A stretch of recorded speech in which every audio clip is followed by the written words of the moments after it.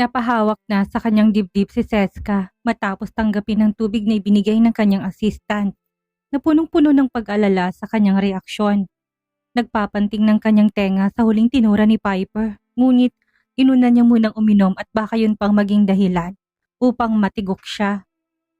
Kapag nangyari yon, hindi niya na magagawa pang bawian ng babaeng kaharap na akala mo ay tanging siya lang ang anak ng Diyos doon. Anong pinagsasabi ng babaeng ito sa kanya? Lantarang inakusahan siya sa mismong harapan ni Brixton? Eko sabihin niya kayang, oo, baka lumapasay siya sa sobrang pagkapikon. Excuse me, Miss Balboa. Bigla ko nasamid. Taas si Seska na isa niyang kamay upang humingi ng paumanhin. Hindi naman niya yon sinasadya kung bakit siya nasamid. Nahagipan ng mga mata niya ang pangangat ng gilid ng labi ni Brixton na parang tuwang-tuwa na nasamid siya. O baka mali lang ang kanyang nakita, naiinis pa siyang lalo dito. I just want to clear things out para naman maging malinaw sa'yo. Sa dami ng lalaki dito sa mundo, bakit naman sa tingin mo ay ang fiancé mong pagpapantasyahan ko habang ginagawa kong design? Are you accusing me, Miss Piper or something? Tanong niya dahil gusto niyang malaman kung anong side nito at nagawa niyang sabihin yon kanina. Ilang beses na ibinuka ni Piper ang bibig niya. Akmang magpapaliwanag, ngunit hindi niya ito binigyan ng pagkakataon. Saka sino ba namang babae ang hindi maghahangat sa kanyang buhay na magsuot ng wedding dress? Ako, personal na gusto ko rin yon na mangyari sa buhay ko pero hindi sa fiancé ng ibang tao. Marunong akong dumistansya, miss. Napakurap na si Piper ng kanyang mga mata nang umigpit ng hawak sa hanger ng wedding gown na yon. Lumalaban ba ito sa kanya? Sinasagot ang sinabi niya. Sinulipan niya si Brixton na hindi na rin magandang hilatsa ng mukha noon. Sa pagkakatanda niya noon ay napakatahimik ni Miss Navarro at hindi kanino man pumapatol. Ibang version niya bang kaharap niya ngayon? Paano yun nangyari? Pinapakita na ba nito sa kanyang sungay? Lihim na natawa si Piper sa huling naisip. Personally, lahat naman ng design na ginagawa ko ay may kasamang bahagi ng puso ko. Kaya hindi nakataka-taka na sa sinasabi mo. Dagdag pa ni Seska na makitang speechless pa rin si Piper na nanatiling nakatayo lang. Well, if you are not satisfied for my design, you can cancel it. Wala namang problema sa akin yun, Miss Balboa.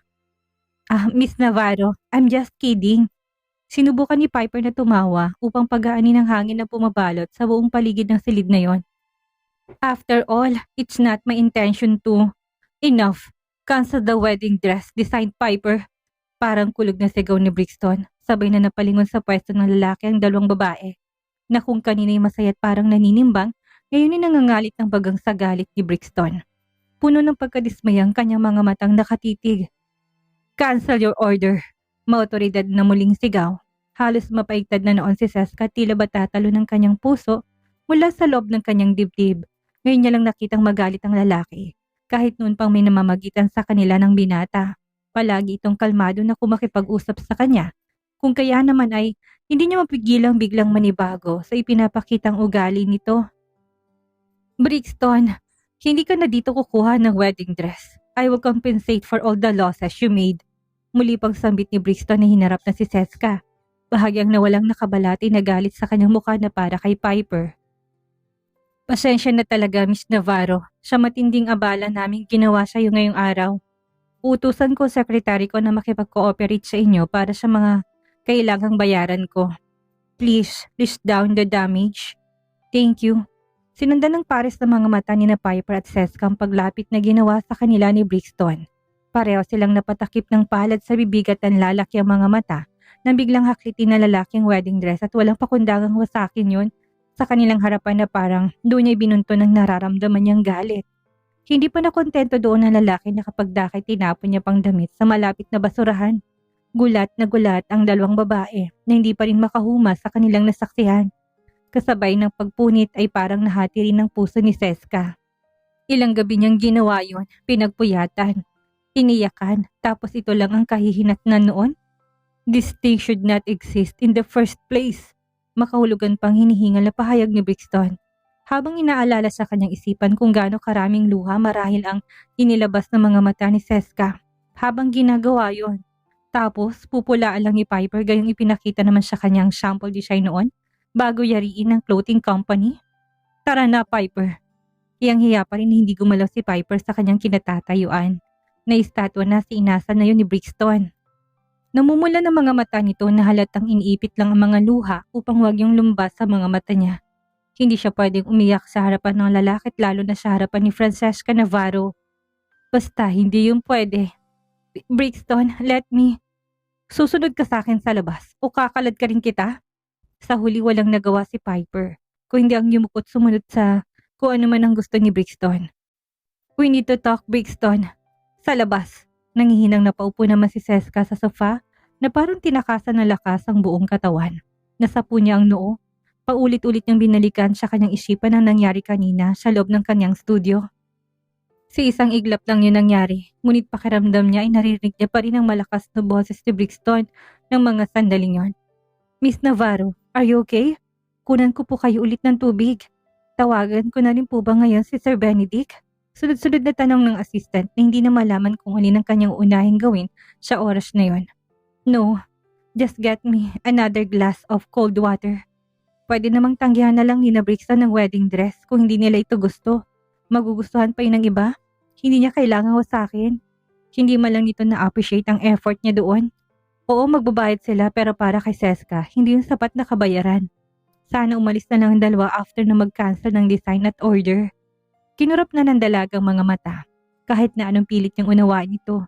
Hirap na hirap ang utak niya. Ang puso niya. Gawa pa rin ng kanyang mga kamay ang design na yon na kailanman na hindi rin matutumbasan ng halaga. He never changed. Akala niya mababayaran pa rin na salapi ang lahat. Malungkot na usal doon ni Seska na mas lumungkot pang muka at hindi lang ang kanyang boses. Nanamlay na rin ang kanyang katawan dahil sa nangyari. Dumating ang assistant, dala ang baso ng tubig. Muli ang kinuha ni Seska at ininom. Baka sa mukhang panghihinayang na nilingon na niyang basurahan. Naroon pa rin ang damit. Hindi yan natakpan ng maayos. Kunin ko po ba, Miss Navarro? We can fix. No, it's okay. Hayaan mo na lang siya sa basurahan but make sure singilin mo sila ng triple hanggang times 5 sa tunay na halaga ng gown. Iniyayabang nila sa atin na mayaman sila. Pagbayarin natin sila ng mas malaking halaga. Tumango lang ang assistant sa tinura ni Seska. Puno na rin ang panghihinayang mga mata niya ng sandaling ito. Sa labas naman ng studio sa mismong parking lot, kung nasa ang sasakyan ni Brixton ay hindi na napigilan ni Piper na magmaktol nang dahil sa pamamayang ginawa sa kanya ng fiancé sa loob ng studio.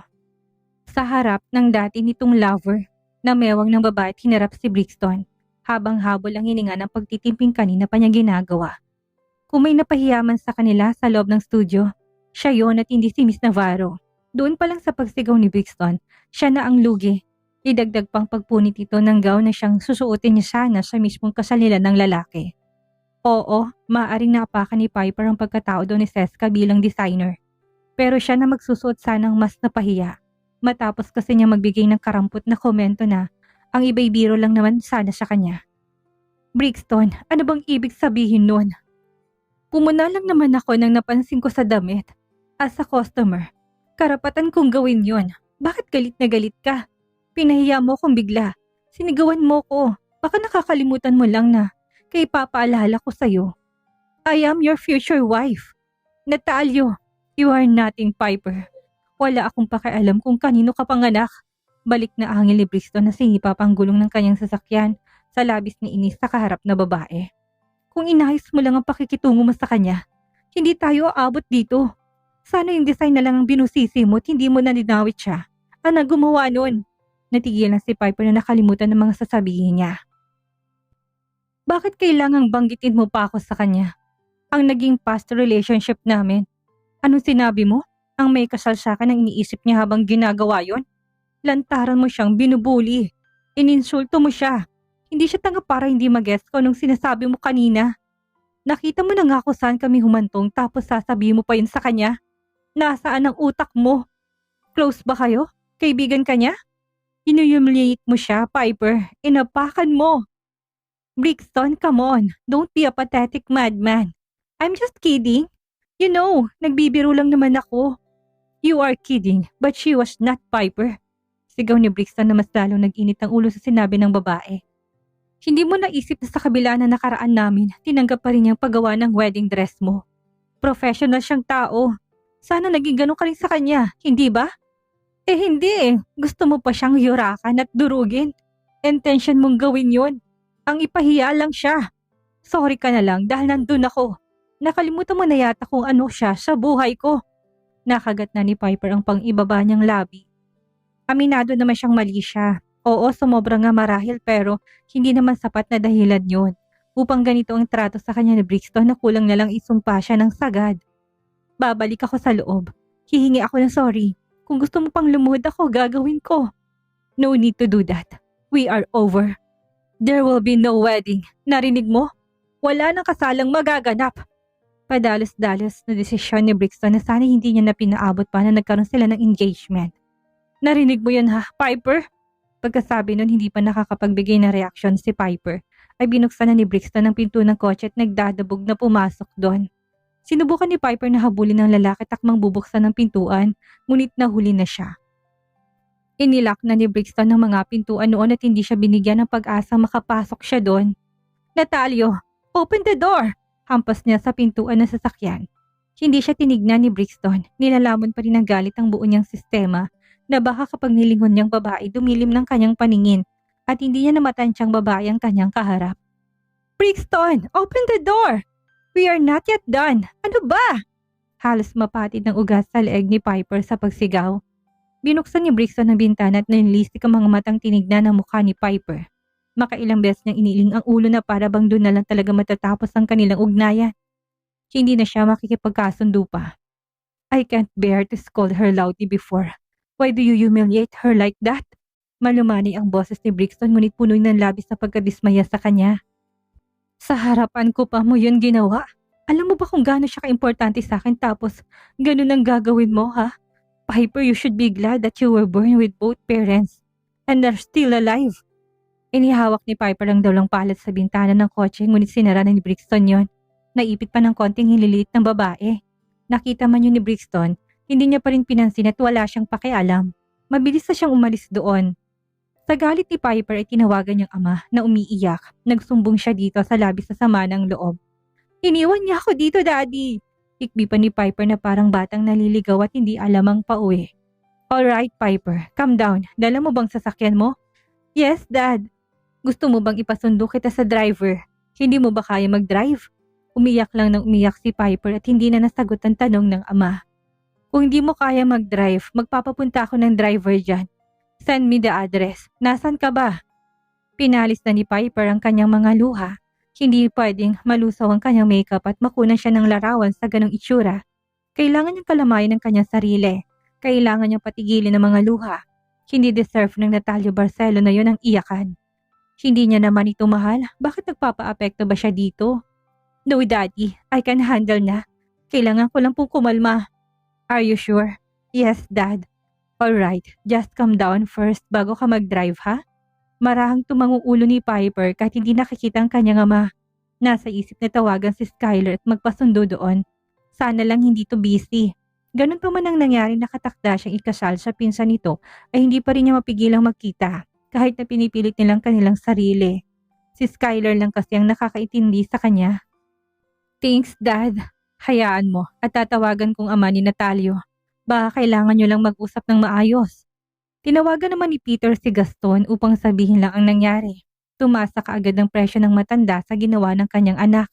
Napahawak na sa kanyang sentidong lalaki na biglang nanakit nang dahil siya nalaman niya. Natalio, ano na naman bang ginawa mong bata ka?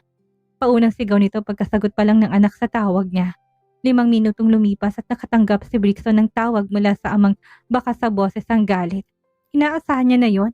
Malamang inabanggit na ni Piper ang ginawa niya at naintindihan niya kung bakit galit na galit sa kanya. You bastard! Akala mo nakikipagbiruan lang tayo sa usaping kasal ninyo ni Piper ha? Natalio? Nai-imagine niya na nakalabas ng lahat ng ngiti sa noo ng ama dahil sa problemang binigay niya. Sinabi mo raw na hindi na matutuloy ang kasal ninyo. Desisyon mo lang yon. Wala kang planong kausapin mo na kami na hindi kami nagugulat na malalaman na lang namin na nag-cancel ka? Ano, tingin mo gano'n lang yung kadali ha? Ayusin mo, Brixton. Umuwi ka dito sa bahay at mag-usap tayo. Hindi pwedeng ganyan. Baka nabigbigla ka lang naman. Dad, kahit na umuwi ako dyan, hindi pa rin masasolve to. Sagot ni Brixton habang hawak ng isang palad ang manibela. Nasa cellphone niyang isang kamay. Hindi ko siya pakakasalan. Ayoko magpakasal. Hindi siya ang babaeng gusto ko. You son of a bitch! Tarantado ka talaga! Umuwi ka dito ngayon din! Harapin mo ako. Makipag-usap ka ng maayos. Pinatayan siya ni Brixton ng tawag. The car brake and stop at the intersection. Inip na pinanood ng binatang decreasing red number sa harapan niya. Bakas pa rin ang galit at inis kanina sa kanyang muka. Hindi pa rin to nawawala. Mabuti na lang at siyang sumama kay Piper. Paano pala kung wala siya? Kung ano-ano nang sinabi niya kay Seska? Blessing in disguise na rin ang pangyayaring yon. Iminulat nitong kanyang mga matang nagbubulag-bulagan. Sinubukan naman niya. Pagkatapos nilang maghiwalay ni Seska, sinubukan niya makiayon sa daloy na kagustuhan ng mga magulang. Nakipagkasundo pa nga siya kay Piper eh. Nagkaroon sila ng agreement na magpapa-engage lang at hahanap ng paraan upang hindi matuloy ang kanilang kasal. Kaso sumobra ng babae kanina kaya sumabog na rin siya.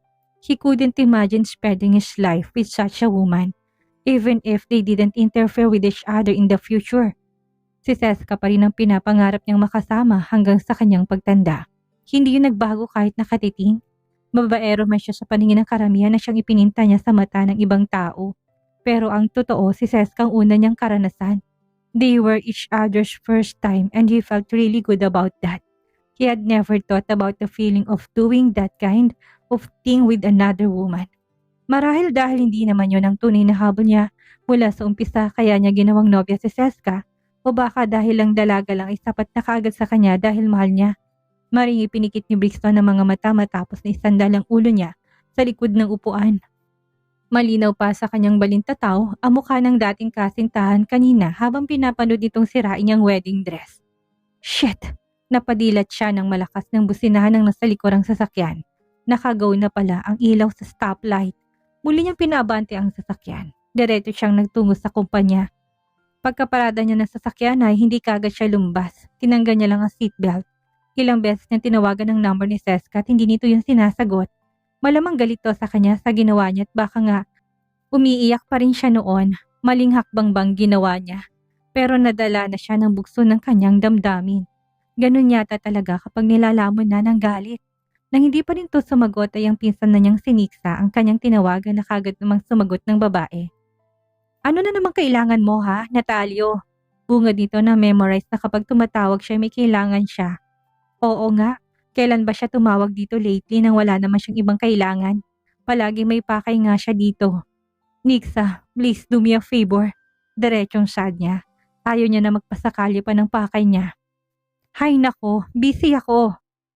Pwede bang tawagan mo si Seska ngayon na tayain kumain? Nag-aalala lang ako sa kalagayan niya. At bakit ko naman gagawin yun? Pagtataray nito na nakikinita na ni Brixton ang mukha sa boses pa lang niya. Namimihasa ka na ha, Natalio? Tinulungan na kita last time. Uulit ka na naman?